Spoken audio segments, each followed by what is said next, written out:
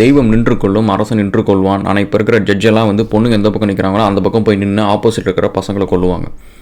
38 வயசு கேரளாவில் ஒர்க் பண்ண ஒரு பஸ் கண்டக்டர் ரஞ்சினேஷ் அப்படின்ற ஒருத்தர் வந்து இன்றைக்கி சூசைட் பண்ணி இறந்துருக்கிறாரு. அது காரணம் வந்து ரெண்டு தான்.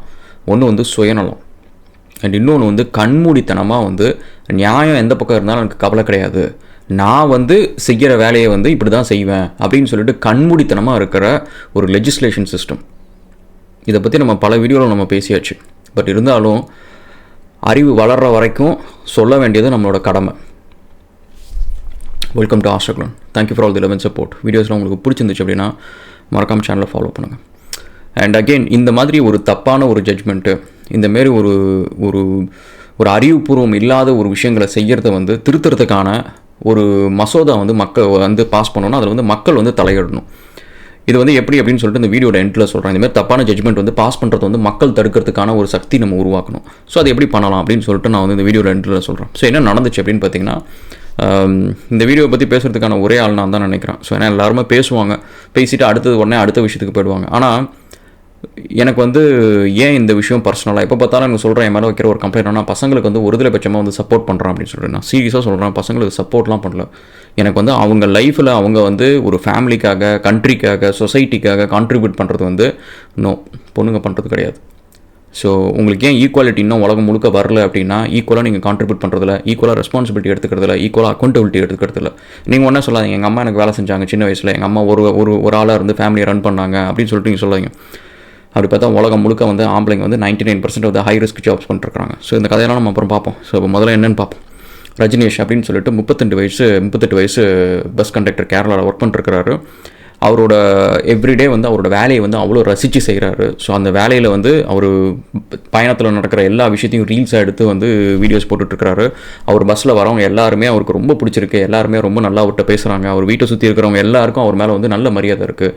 ஹார்ட் ஒர்க்கர், ஒரு கெட்ட பழக்கம் கிடையாது, எல்லாருக்கும் உதவி பண்ணுவார், கருணையோடு இருக்கிறாரு அப்படின்னு சொல்லிட்டு அவர் மேலே வந்து வைக்கிறது எல்லாமே வந்து ஒரு நல்ல குணமாக, ஒரு நல்ல பையன் அப்படின்னு சொல்லிட்டு தான் அவரை பற்றி ஒரு ரிமார்க் இருக்குது. அப்படிப்பட்ட ஒருத்தர் வந்து இன்றைக்கி உயிரோடு இல்லை. என்ன நடந்துச்சு அப்படின்னா, இவருக்கு வந்து கல்யாணம் ஆகுது. கல்யாணம் ஆகி இவரோட ஃபேமிலி தான் இவருக்கு உலகம் அப்படின்னு சொல்லிட்டு, இவரோட ஒய்ஃபு, இவரோட பையன் 3 பேர் தான், இவங்க தான் உலகம் அப்படின்னு சொல்லிட்டு அதை சுற்றி தான் அவரோட வாழ்க்கையே இருந்திருக்கு. அப்போ வந்து அவங்க ஒய்ஃப் வந்து கத்தாருக்கு வந்து வேலைக்கு போகிறாங்க. ஸோ அது வேலைக்கு போய் கொஞ்ச நாள்லேயே வந்து அவங்களுக்கு ஒரு அஃபேர் அங்கே ஒன்று உருவாக்குது. அது அப்படியே போயிட்டு போக வேண்டியது தானே. சுயநலமாக இருக்கிறது முடிவு பண்ணியாச்சு, சுயநலமாக இருந்துட்டு போக வேண்டியது தானே. பட் அதை தாண்டி வந்து அது என்ன ஆங்கிளில் ஒருத்தவங்க அப்படி யோசிப்பாங்கன்றது எனக்கு நிஜமாக புரியல. ஸோ என்ன ஆகுது, கிட்டத்தட்ட இது வந்து 6 வருஷம் இந்த விஷயம் நடக்குது. ஸோ அவங்க பட்டு அவங்க லைஃப்பை வாழ்ந்துட்டுருக்கிறாங்க. இவர் வந்து சரி பையன் தான் நம்ம கூட இருக்கிறானே அப்படின்னு சொல்லிட்டு பையனோட வந்து வாழ ஆரம்பிக்கிறாரு. ஸோ இந்த சுச்சுவேஷனில் வந்து ஆல்மோஸ்ட் லைக் 6 இயர்ஸ் வந்து பாஸ் ஆகுது. ஸோ இந்த பையனை சுற்றி தான் அவரோட உலகமே இருக்குது. ஆஃபீஸ் முடித்து இவர் வந்து வேலை முடித்து வந்தார் அப்படின்னு, வேலை முடித்து வந்தாருன்னா இவரோட உலகன்றது இவரோட பையன்தான். அவர் வீட்டை சுற்றி இருக்கிறவங்க எல்லாருமே வந்து இன்றைக்கி அவர் இறந்த சோகத்தில் சொல்கிற ஒரு விஷயந்தான், ஐயோ அந்த பையன்னா ஒரு உயிராச்சே, பொழுதுனிக்கு அந்த பையன் வேலையை விட்டு வந்தால் பையன் தான் உயிரை விட்டுட்ருப்பார், அவங்க கூட தான் சுற்றிட்டு இருப்பார் அப்படின்னு சொல்லிட்டு அங்கே இருக்கிறவங்கலாம் ஆத்தாத்து போகிறாங்க. ஸோ அந்தளவுக்கு வந்து அந்த பையன் மேலே உயிரே வச்சுருக்கிறான். 6 வருஷம் கழித்து அந்த பொண்ணு வந்து வரது மட்டும் இல்லாமல் அவர் இன்னொருத்தர் கூட இருக்கிற ஃபோட்டோ எல்லாம் காமிச்சு இவர் மனசை நோக்கடிக்கிறது மட்டும் இல்லாமல் பையன் எனக்கு வேணும் அப்படின்னு சொல்லிட்டு புதுசாக ஒரு பொருளை கலப்புது. இது வந்து அவர் கொடுக்க முடியாது. ஏன்னா 6 வருஷங்க ஒரு அப்பாவும் அம்மாவும் சேர்ந்து அந்த பையனை வளர்க்குறாரு. வேலைக்கும் போயிட்டு வந்துட்டு அந்த பையனுக்கு எல்லாமும் செஞ்சு அந்த பையன் மேலே உயிரையும் வச்சு இப்படி வந்து கஷ்டப்பட்டு வளர்த்தவங்கள்ட்ட வந்து திடீர்னு பையனை கொடுக்குறேன் அப்படின்னு சொன்னால் அவங்க எப்படி சாதாரணமாக கொடுப்பாங்க. சரி நான் கோர்ட்டுக்கு போகிறேன், எனக்கு தான் வந்து அடியாள் இருக்கானே, ஸோ அதனால் நான் கோர்ட்டுக்கு போகிறேன் அப்படின்னு சொல்லிட்டு கோர்ட்டுக்கு போகிறாங்க. நம்ம ஊர் கோர்ட்டு அப்படி தான் தெரியுமே, நம்ம ஊர் இல்லை, உலகத்தில் இருக்கிற எல்லா கோர்ட்டுமே அப்படி தான். எனக்கு வந்து சீரியஸாக சொல்கிறேன், என் வாழ்க்கையில் வந்து ஒரு சில நேரம் தான் வந்து அந்த ஒரு கோவன்றது வந்து உச்சத்துக்கு போய் ஒரு மாதிரி வாயில் கெட்ட வார்த்தைலாம் யூஸ் பண்ணும் போல் ஆசையாக இருக்கும். அந்தமாரி ஒரு தருணம் தான் இந்த வீடியோ. கிட்டத்தட்ட இது 2வது டேக். ஒரே ரீசன் என்னென்னா, எனக்கு கெட்ட வார்த்தை டக்குன்னு வந்துடுச்சு. எனக்கு அவ்வளோ ஒரு வெறுப்பாக இருக்குது. ஏன் அப்படின்னா, அந்த கோர்ட் வழக்கம் போல் என்ன செய்யணும்னு நினைக்கிறீங்க? ஓகே பையன் தானமாக வேணும், எடுத்துக்கோ, வேறு எதாவது வேணுமா, அவரோட கிட்னி லிவர் எதாவது வேணுமா, காலில் போட்டுக்கிற பிஞ்சு செருப்பு வேணுமா, அதை பிடிங்கி தரட்டுமா, வேறு என்னென்ன வேணும் அப்படின்னு சொல்லிட்டு வழக்கம் போல் கோர்ட்டு கேட்டுட்டு இருக்கிறது எல்லாத்தையும் வந்து கேவலமாக வந்து பிடிங்கி கொடுத்துருச்சு. வழக்கம் போல் சேர்த்தான். ஏன்னா ஆஸ்திரேலியாவில் வந்து நான் இருந்த வீட்டில் வந்து இதுக்கு முன்னாடி இருந்த வீட்டில் கீழே இருந்த ஒருத்தரோட வாழ்க்கையும் இப்படி தான் நாசமாக போச்சு. கண்மூடித்தனமாக வந்து ஒருதலை பட்சமாக இருக்கிற ஒரு சட்டம் தான் வந்து அவர் இன்றைக்கி உயிரோட இல்லை. அவர் பேர் ஜேம்ஸு, அவர் இன்றைக்கி உயிரோட இல்லை. அதனால தான் இந்தமாரி விஷயங்கள் என் முன்னாடி வந்து நடக்கிறப்ப என்னால் வந்து எனக்கு எப்படிங்க ரியாக்ட் பண்ணாமல் இருக்க முடியும்? அவரோட வீட்டில் வந்து ஒரு ஆடி கார், சின்ன பொம்மை கார் இருக்கும். அந்த கார் வந்து ஸ்கேல் டவுன் மாடல், அது எக்ஸ்பென்சிவான ஒரு ஸ்கேல் டவுன் மாடல். அவர் வந்து அவர்கிட்ட கேட்டால் எதாவது கொடுப்பார். என் வீட்டில் இருக்கிற அலாம் கிளாக் வந்து அவர் கொடுத்தது தான். நீ வச்சுக்கோ, எனக்கு இனிமேல் எதுக்கு, எனக்கு தெரியல. அவர் டிப்ரெஸ்டாக இருந்தார். ஆனால் அவர்கிட்ட உட்காந்து நான் பேசிகிட்டு இருப்பேன். டெய்லி ஈவினிங் ஆஃபீஸ் முடிச்சு வந்தால் நான் பேசிகிட்டு இருப்பேன். எனக்கு வந்து இவ்வளோ டிப்ரெஸ்டாக இருப்பார்னு தெரியும். அவர் சூசைட் பண்ணி இறந்துட்டார். அவர் பையனை பார்க்க முடியலன்னு தான். அவர்கிட்ட வந்து அவர் வீடு காலி பண்ணி போகிறப்ப அவருக்கு எல்லாருமே கொடுத்துட்டாரு. அவர்கிட்ட இருக்க அந்த பொம்மைக்கார் வந்து என் பையன்கிட்ட கேட்டுட்டு நான் உன் பையனுக்கு கொடுக்குறேன் அப்படின்ற மாதிரிலாம் சொல்லிட்டுலாம் இருந்தார். கடைசியாக வந்து அந்த பொம்மைக்கார் வந்து இல்லை நான் வச்சுக்கிறேன், என் பையன்ட்டு நான் கொடுத்துருவேன் அப்படின்னு சொல்லிட்டு அவர் வச்சுக்கிட்டார். ஆனால் அது எவ்வளோ நாள் வச்சுருந்தா தெரியுமா? அந்த வீட்டில் வந்து கிட்டத்தட்ட வந்து நான் ஒரு 4-5 வருஷம் இருந்தேன். அந்த 4-5 வருஷமும் அந்த கார் வந்து அதே இடத்துல தான் இருக்கும். அது மேலே வந்து அப்படியே டஸ்ட்டு படிஞ்சு கடைசியாக வந்து அவர் வேறு ஊருக்கு போயிருக்கார். ஏன்னா இங்கே இருந்தால் பையன் இதே ஊரில் இருக்கிறான். அவரால் வந்து அந்த பையனை பார்க்கவும் கூடாது அப்படின்னு சொல்லிட்டு கோர்ட்டில் கிட்டத்தட்ட வந்து ரொம்ப ஸ்ட்ரிக்டான அந்த ஆர்டர்ஸ்லாம் இருக்கும். ஸோ அதனால் வந்து சரி ரொம்ப இதாக இருக்குது, மன உளைச்சலாக இருக்குன்னு சொல்லிட்டு அவர் வேறு ஊருக்கு போயிருக்கிறார். அங்கே வந்து இருக்கவே முடியல, அவர் சூசைட் பண்ணிக்கிட்டார். ஸோ கிட்டத்தட்ட அதே விஷயம் தான் இது. 1-2 விஷயம் கிடையாது, உலகம் முழுக்க நடக்கிற ஒரு விஷயம் தான் அது. இவர் வந்து இவர் பையனை பார்க்க முடியல, பையன் கூட இருக்க முடியல அப்படின்னு சொல்லிட்டு சூசைட் பண்ணிக்கிட்டார். விஷத்தை குடிச்சிருக்கிறாரு. ஹாஸ்பிட்டலுக்கு எடுத்து போயிருக்கிறாங்க, காப்பாற்ற முடியல, இறந்துட்டார். இதோட தாண்டி அந்த கடைசி இறுதி சடங்குக்கு வந்து பையனை அலோவ் பண்ண மாட்டேன் அப்படின்னு சொல்லிட்டு, அதாவது ஒருத்தங்களுக்கு வந்து உலகத்தில் நான் வந்து நான் நல்லவங்களையும் பார்த்துருக்குறேன், கெட்டவங்களையும் பார்த்துருக்குறேன். அந்த கெட்டவன்கிட்ட கூட வந்து ஒரு சில நல்ல குணம் இருக்கும். அவன் கெட்டவனாக இருக்கிறதுக்கு ஒரு காரணம் இருக்கும். பட் ஆனால் ஒரு சில நல்ல குணம் இருக்கும். ஆனால் 100% வந்து ஒரு கெட்ட குணம் உள்ளார இருக்கிற ஒரு மனுஷன் வந்து இப்படி தான் யோசிப்பான் அப்படின்ற மாதிரி ஒரு எடுத்துக்காட்டுது. பையனை அலோவ் பண்ண முடியலங்க, அலோவ் பண்ண முடியாதுன்னு சொல்லிட்டாங்க. அவர் என்னங்க தப்பு பண்ணார்? இவங்களை வந்து அடித்தாங்களா, திட்டினாங்களா? எதுவுமே கிடையாது. உங்கள் கூடவே வாழலை. அப்படி இருந்தும் இவர் தண்ணி அடித்தாரா, இல்லை வேறு ஏதாவது ஒரு அஃபேரில் இவர் இருந்தாரா? எதுவுமே பண்ணலை. அந்த பையனுக்காக மட்டும்தான் அவர் வாழ்ந்தார். அப்படி இருக்கிறவர்கிட்ட வந்து அவரோட நிம்மதியை பறிச்சாச்சு, சந்தோஷத்தை பறிச்சாச்சு. கடைசியாக அவர்கிட்ட அந்த உயிர் அந்த பையன் தான். அந்த பையனையும் பறிச்சதுக்கப்புறமும் அவர் இறந்துட்டார். இறந்ததுக்கப்புறம் கடைசி இறுதி சடங்கு கூட வந்து அந்த பையன் வரக்கூடாது, கோர்ட் ஆர்டர் கொடுத்தா தான் நான் அனுப்புவேன், இல்லை நான் அனுப்ப மாட்டேன் அப்படின்னு சொல்லிட்டு சொல்கிறாங்கன்னா, எவ்வளோ ஒரு கேவலமான ஒரு ஈனத்தனமான ஒரு உயிர் அது அப்படி ஒரு ஜந்துவாக இருக்க முடியாது. எனக்கு வாயில் வந்து கெட்ட வார்த்தை வருது, நான் எப்படியாவது அதை தவிர்த்து அதை பேச விட்டுதான் இருக்குது. கடைசியாக வந்து கோர்ட் இன்டர்வியூன் ஆகி கோர்ட்டுக்கு திட்டிங்கிட்டு வந்து அப்பப்போ வந்து டெஸ்ட்ரோசோன் வந்துடும். முக்கால்வாசி ஈஸ்ட்ரோசோன் தான் ஓடும், உடம்புல ரத்தம் கூட ஓடாது, ஃபுல்லாக ஈஸ்ட்ரோசோன் தான் ஓடும். ஸோ அப்பப்போ வந்து டெஸ்ட்ரோசோன் ஓடும். வந்தவொடனே இல்லைம்மா நீ வந்து இப்போ வந்து பையனை கொடுக்கணுமா அப்படின்னு சொல்லிடுச்சு.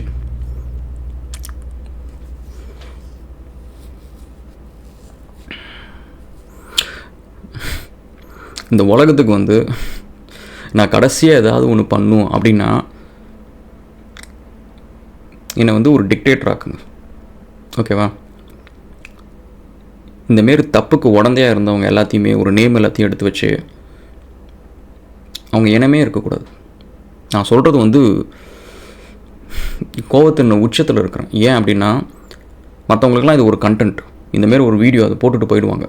பட் எனக்கு இதெல்லாம் வந்து நான் நிறைய இன்சிடென்ட் சொல்ல முடியுங்க. நான் என்னோடய பழைய வீடியோஸில் பார்த்தீங்கன்னா நிறைய இன்சிடென்ட் நான் சொல்ல முடியும்.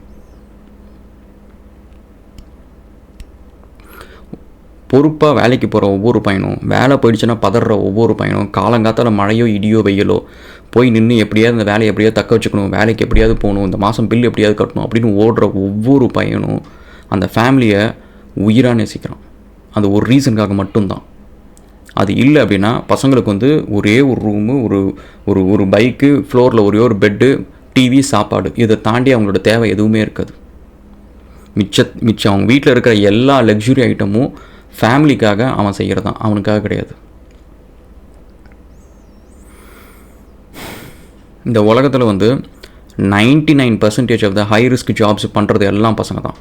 உடனே வந்துடுவானுங்க சில ஈஸ்ட்ரோஜன் இருக்கிற இந்த ஃபெம்செல், இன்செல், வாட் எவர் அந்த ஸ்பீசிஸ் ஆஃப் ப்ரீடெல்லாம் வந்துட்டு வந்து இல்லை இவங்களும் கூட்டுறாங்க, இவங்களும் கூட்டி பெருக்கிறாங்க, குப்பை அள்ளி கொட்டுறாங்க அப்படின்னு. இதுங்களுக்கு வந்து கொஞ்சம் கூட வந்து ஒரு அறிவுன்றதே கிடையாது. உலகத்தில் வந்து ஒருத்தன் ஒரு ஹை ரிஸ்க் இண்டஸ்ட்ரியில் ஒர்க் பண்ணானா இப்போ நான் சொல்கிறதுக்கு வந்து அவன் ஆப்போசிட்டாக பேச சான்ஸே கிடையாது. ஏன்னா அவன் பார்த்துருக்க மாட்டான். எந்த ஒரு கண்ட்ரிலையும் ஹை ரிஸ்க் ஜாப்ஸில் ஒரு பொண்ணையும் நீங்கள் பார்க்க முடியாது. மைனிங் சைட்டுக்கு நான் போயிருக்கிறேன், அங்கே பொண்ணுங்க வேலை செய்வாங்க. ஆனால் எங்கே வேலை செய்வாங்கன்னா க்ளீனிங் வேலை செய்வாங்க, ரூம் மேக்கிங் பண்ணுறது, ரூமை மேக் பண்ணுறதா இருக்கட்டும், குக்கிங்காக இருக்கட்டும், இந்தமாரி வேலை தான் செய்வாங்க தவிர மைண்ட் சைட்டில் போய்ட்டுலாம் வேலை செய்ய மாட்டாங்க. அப்படியே மைண்ட் சைட்டில் இருந்தாலும் டெஸ்க் ஜாபாக இருக்கும், அதுவும் ஏதாவது ஒரு அட்மின் ஜாபு இந்த மாதிரி தான் இருக்கும்.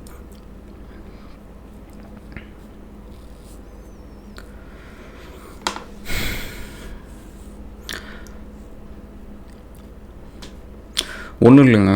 ஸோ நான் அத்தனை ஹை ரிஸ்க் இண்டஸ்ட்ரியில் ஒர்க் பண்ணியிருக்கேன். அது எல்லாத்துலேயும் நான் காமனாக பார்த்த ஒரு பேட்டர்ன் என்ன அப்படின்னா வந்து, பசங்க வந்து நீங்கள் யோசிச்சு பாருங்கள், நீங்கள் வந்து நீங்கள் எந்த ஊரில் வேணாலும் இருங்க, அந்த ஊரில் வந்து கை இல்லாமல் கால் இல்லாமல் வந்து பசங்களை நீங்கள் பார்த்துருப்பீங்க, ஒரு ஆம்பளை பார்த்துருப்பீங்க. என்றைக்காவது ஒரு பொண்ணை பார்த்துருக்கீங்களா? அவங்களுக்கு கை கால் எப்படி போச்சுன்னு சொல்லிட்டு ஒரு கதை இருக்கும், அதை போய் கேட்டிருக்கீங்களா? ஏன்னா எல்லாருமே ரவுடியாக எல்லாம் படத்தில் வர மாதிரி கைகால் போனதுக்குலாம் ஒரு காரணம் இருக்கு நினைக்கிறீங்களா? எல்லாம் ஹை ரிஸ்க் ஜாப்ஸில், இண்டஸ்ட்ரீஸில் எதிரே ஒன்று வேலை செஞ்சுருப்பாங்க. டிரான்ஸ்போர்ட்டேஷனாக இருக்கட்டும், இல்லைனா ஹெவி வெஹிக்கிளில் வேலை செய்கிறதா இருக்கட்டும், இல்லை மைனிங்காக இருக்கட்டும், சிவிலாக இருக்கட்டும், இந்தமாதிரி ஏதாவது ஒரு ஹை ரிஸ்க் வேலையை செஞ்சு தான் வந்து கைகால் போகும். ஒருத்தனுக்கு கைகால் போகுது, உயிர் போகிற அளவுக்கு ஒரு வேலை இருக்குது, அந்த வேலையில் வந்து ஒரு பொண்ணு வருது. நான் சொல்கிறேன், இப்போ கூட கேட்டுங்க, கைகால்லாம் ஒரு பொண்ணுக்கு ஏதோ ஒரு வேலையில் போச்சு அப்படின்னா அது நேஷனல் நியூஸ் ஆகிடும். சைனாவில் அப்படி தான் ஆச்சு. ஒரு பொண்ணு வந்து ஒரு வேலையில் நடந்து ஒரு க்ரெயின் ஆக்சிடென்ட்டில் இறந்துச்சு, அது நேஷனல் நியூஸ். இன்னொரு பொண்ணுக்கு வந்து கையுதவும் போயிடுச்சு, அது வந்து நேஷனல் நியூஸ். ஆனால் இதுவே பையனுக்கு வந்துச்சு அப்படின்னா அது ஜஸ்ட் நியூஸ் கூட கிடையாது, அவ்வளோதான், ஹாஸ்பிட்டலுக்கு எடுத்துகிட்டு போவாங்க, அதோட முடிஞ்சு போச்சு கதை. ஏன்னா அது ரெகுலராக நடக்கிற விஷயம் இல்லை.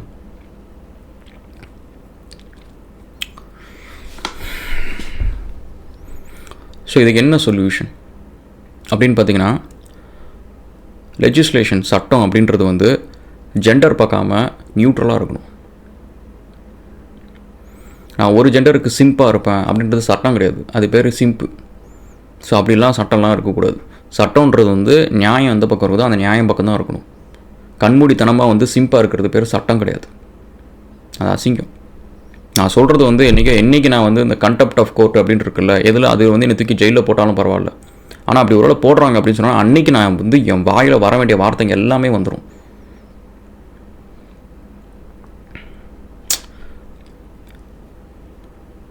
ஆனால் இன்றைக்கி வந்து ஒருத்தர் வந்து ஒரு பெரிய நீதியை கொடுத்து கிழிச்ச மாதிரி வந்து போய் நிம்மதியாக படுத்து நல்லா வயிறு முட்டை நல்லா தின்னு தொப்பையை நிரப்பிட்டு போய் இன்றைக்கி உட்காந்து தூங்கிடுவாங்க. வீட்டில் எல்லோரும் கூட உட்காந்து டிவியை பார்த்துட்டு தூங்கிடுவாங்க. அவரால் ஒரு உயிர் போச்சு அப்படின்னு சொல்லிட்டு அந்த குற்ற உணர்ச்சி கொஞ்சமாவது இருந்திருக்கும்னு நினைக்கிறீங்களா? இருக்காது. ஏன்னா இது 1 2 இதுமாதிரி 10,000 உயிர் எடுத்திருப்பாங்க. பொழப்பே இது தானே. இந்த பொழப்புக்கெல்லாம் தின்ன சோறுலாம் செரிக்கக்கூடாது. தின்ன சோறு செரிக்கவே கூடாது. வயிற்றில் அப்படியே கல் மாதிரி ஆகிடணும், செரிக்கவே கூடாது. இப்படி ஒரு கேவலமான ஒரு வேலையை செஞ்சுட்டு அடுத்த நாள் உயிரோடு இருக்கிறோம் அப்படின்னு சொல்கிறதுக்கு வந்து அவமானப்படணும், வெக்கப்படணும், வேதனைப்படணும்.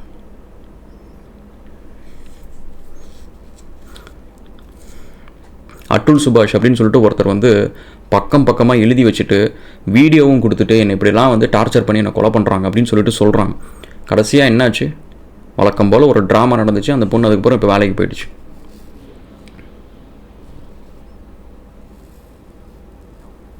இதேமாரி டிசிஎஸில் ஒரு பையன் மேனேஜர்ன்ற அந்த பையன், அந்த பையனை இதேமாரி டார்ச்சர் பண்ணி அந்த பையனை சூசைட் பண்ணிக்கிட்டான். என்னாச்சு கடைசியாக?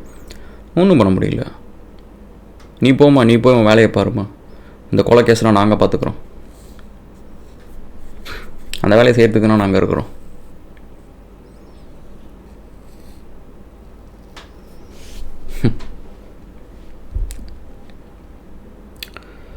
I don't know guys, என்ன அது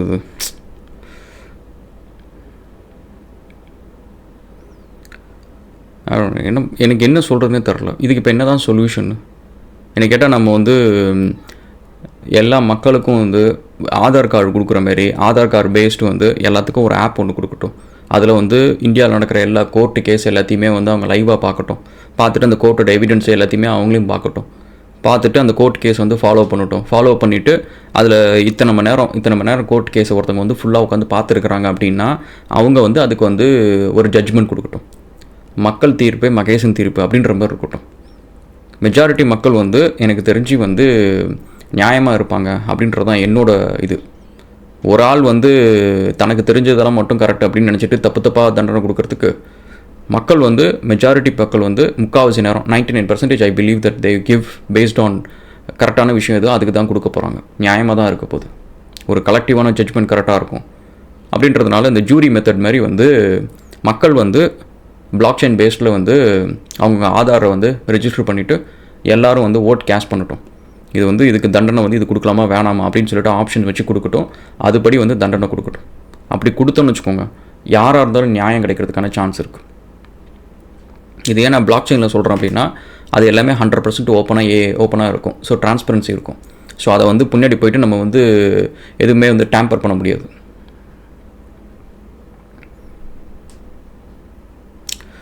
ஓகே, நம்ம இதை பற்றி பேசி என்னத்தை மாறப்போகுது? உயிர் போயிடுச்சு. சும்மா அடுத்தது இப்போ இதேமாரி இன்னொருத்தர் யாராவது ஒருத்தங்க சாவாங்க. அப்போ வந்து திரும்ப வந்து நம்ம ஒப்பாரி வச்சுட்டு போவோம். வழக்கம் போல் நம்ம ஒவ்வொரு தரையும் வந்து நம்ம இதை மட்டும் பண்ணுறதுன்னு நம்ம வேலையை.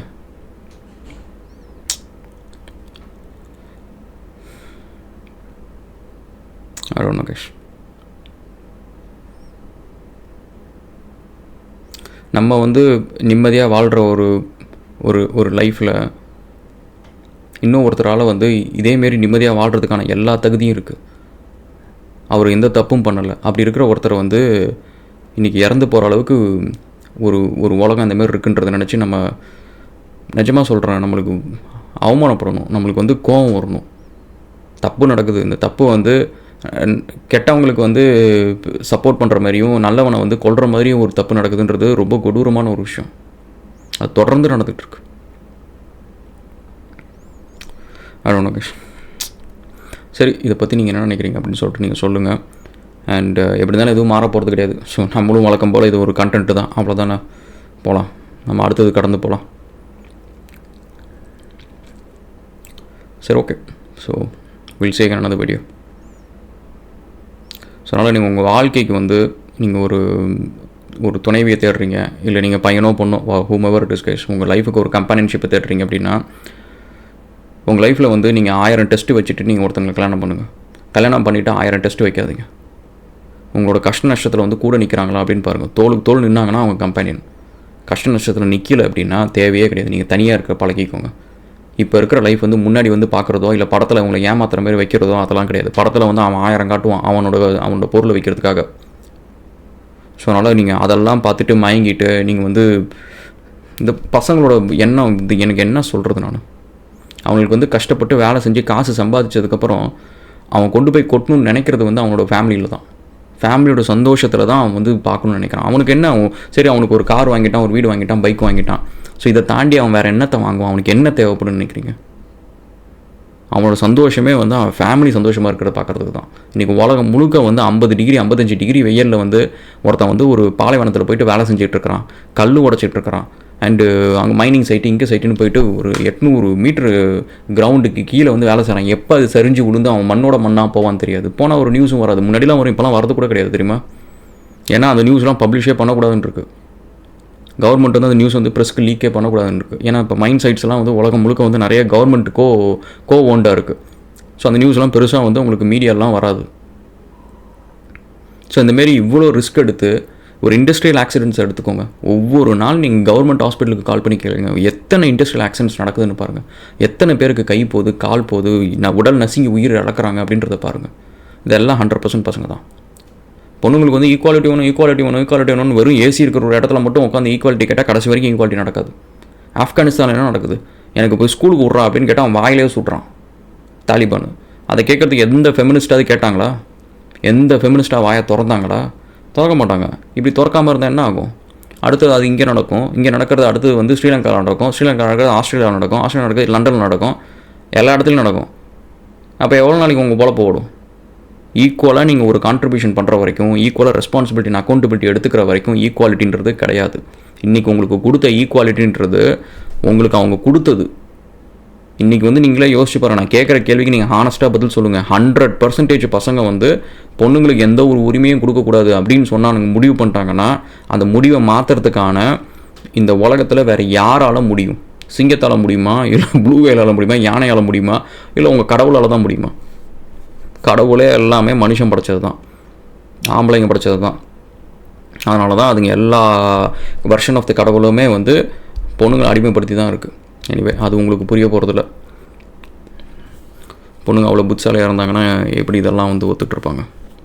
நான் சொல்கிறதெல்லாம் உங்களுக்கு ஹார்ஷாக இருக்கும், பட் ரியாலிட்டி அது தான். இது வரைக்கும் நான் ஒர்க் பண்ண எந்த ஒரு ஆஃபீஸ்லேயும் வந்து என்னை இன்டிமிடேட் பண்ணது வந்து இது வரைக்கும் எந்த பொண்ணும் இன்டிமிடேட் பண்ணதில்லை. இந்த பொண்ணு ஐயோ என் வேலையை எடுத்துக்கும், ஐயோ இந்த பொண்ணு என்னோட ஹார்ட் ஒர்க் பண்ணுது அப்படின்ட்டு இது வரைக்கும் ஒரு பொண்ணு என்னை இன்டிமிடேட் பண்ணதே கிடையாது. அந்த அளவுக்கு அவங்க எஃபர்ட் போட்டு நான் பார்த்ததே கிடையாது. நான் சொல்கிறது உங்களுக்கு உடனே பயங்கரமாக தலைக்கு மேலே கோவம் வரலாம். இன்னும் ஒரு 10% என்கிட்ட இருப்பீங்க, சேனலில் ஃபாலோ பண்ணுற பொண்ணுங்க இருப்பீங்க, அன்ஃபாலோ பண்ணிட்டு போங்க, எனக்கு அதை பற்றி கவலை இல்லை. பட் ரியாலிட்டி அதுதான். நான் சொல்கிறது வந்து இந்த சிங்கப்பண்ணின்னு சொல்லிட்டு உங்களுக்கு பாட்டை போட்டு உங்களை முட்டாளாக்குறானுங்க. அதில் விஜய் ஒரே ஒரு ஆள் வந்து 10 பொண்ணுங்களை பிடிச்சி அட்டால்ட்டாக ஒத்த கையில் பிடிச்சி இழுத்துட்டு இருப்பாரு. அது சிங்கப்பெண்ணேவா? அது பப்பி பெண்ணே. 10 பொண்ணு சேர்ந்து ஒரு ஆம்பளையை ஒரு கையில் பிடிச்சிட்டு இருக்கிற ஆம்பளையே இழுக்க முடியல. அதில் சிங்கப்பண்ணின்னு சொல்லிட்டு ஒரு பாட்டு. இது இத்தனை வருஷம் வரைக்கும் எந்த பொண்ணு அது கேள்வி கேட்டிங்களா? இவ்வளோ தான் அவங்க அறிவு. நான் சொல்கிறது உங்களுக்கு ஹார்ஷாக இருக்கும், பட் கேள்வி கேட்கல. அதை கேட்கணும்னு சொல்கிறது யார் சொல்கிறான்? அதுவும் ஒரு பையன் தான் சொல்கிறான். நீங்கள் பசங்களுக்கு வந்து உலகம் முழுக்க ஏன் வந்து எந்த கண்ட்ரியில் வந்து பொண்ணுங்க பசங்களை டாமினேட் பண்ணுறாங்க? ஏன் முக்கால்வாசி கண்ட்ரியில் பசங்க dominate பண்ணிருக்கிறாங்க?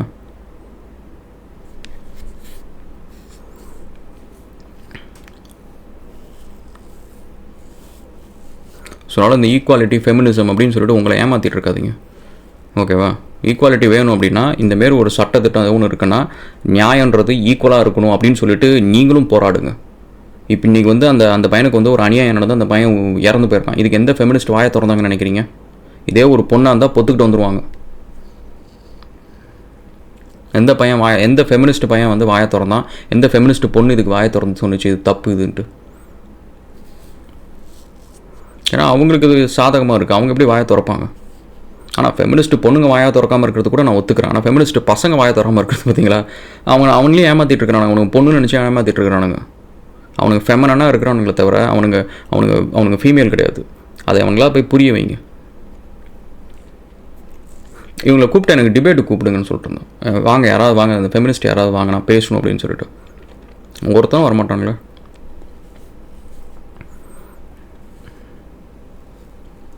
Anyway, true ஃபெமினிசம்ன்றது equality achieve பண்ண நினைக்கிறது தான். இர்ரெஸ்பெக்டிவ் ஆஃப் என்ன விஷயம்னாலுமே போகிறா 2 பேரும் ஈக்குவலாக சரிசமமாக நிற்போம். ஏன் உனக்கு நீ செத்தா மட்டும்தான் உனக்கு மட்டும் தான் ரத்தம் வருமா? எனக்கும் தான் வரும். 2 பேரும் போய் நிற்போம், 2 பேரும் ரத்தம் ஓட்டும், 2 பேரும் சாவோம், 2 பேரும் போராடுவோம். இல்லை 2 பேரும் போராட வேணாம், அதுதான் ஃபெமினிசம். அதேமாரி 2 பேரும் ஈக்குவல் எல்லா ஹை ரிஸ்க் ஜாப்ஸிலும் 2 பேர் இருக்கட்டும். இன்றைக்கி ஃபெமினிசம் போராடுறவங்க வந்து எத்தனை பேர் வந்து ஏன்ப்பா ஹை ரிஸ்க் ஜாப்ஸ்லாம் வந்து 50% சீட்டு மட்டும் ஃபில் பண்ணுங்கள், மித்தது 50% எந்த கம்பெனியும் ஃபில் பண்ணவே கூடாது, பசங்களை 50% தான் கொடுக்கணும் அப்படின்னு சொல்லிட்டு எந்த பொண்ணு எந்த ஃபெமினிஸ்ட் வந்து போராடினுச்சு? மிச்சம் 50% வந்து பொண்ணுங்களுக்கு தான் கொடுக்கணும். Government rule போடட்டும், கம்பெனியெல்லாம் திவாலாகட்டும். 100 பேர் வேலை அப்படின்னா 50 பேர் வந்து பசங்க செய்யட்டும், மிச்சம் 50 பேர் பொண்ணுங்க செய்யட்டும். அதில் உயிர் நசுங்கி சாவுறான், கை கால் போகுது, எதுவாக வேணாலும் இருக்கட்டும். பையன் மட்டும் எதுக்கு சாகணும்? ஒன்று செஞ்சால் 2 பேரும் செய்யட்டும், இல்லைனா 2 பேரும் செய்யக்கூடாது. சீரியஸாக சொல்கிறேன். நான் ஒரு வேளை டிக்டேட்டர் ஆனேன்னா இந்தமாரி தான் லாஸ் நான் போடுவேன். இந்தமாரி ஹை ரிஸ்க் ஜாபாக ஒன்று அதில் எவனுமே சாகக்கூடாது. அப்படி எப்படி இருந்தாலும் சரி, எல்லா வேலையிலையுமே 50% பசங்க 50% பொண்ணுங்க. பேன்றது வந்து அவனோட தகுதிக்கு அவன் அந்த கம்பெனிக்கு எவ்வளோ சம்பாதிச்சு கொடுக்குறானோ அதிலிருந்து நீ கொடு. இந்த ஜெண்டர் பேஸ்டு பே அதெல்லாம் கிடையாது, திறமை பேஸ்டு பே தான். உனக்கு கம்மியாக பே பண்ணுறாங்கன்னா திறமை அவ்வளோதான் அப்படின்றது தான் உண்மை. எனிவே, நான் சொல்கிறது யாருக்கும் வந்தாலும் I don't care. Okay, we'll see you in another video guys. Thank you so much and cheers.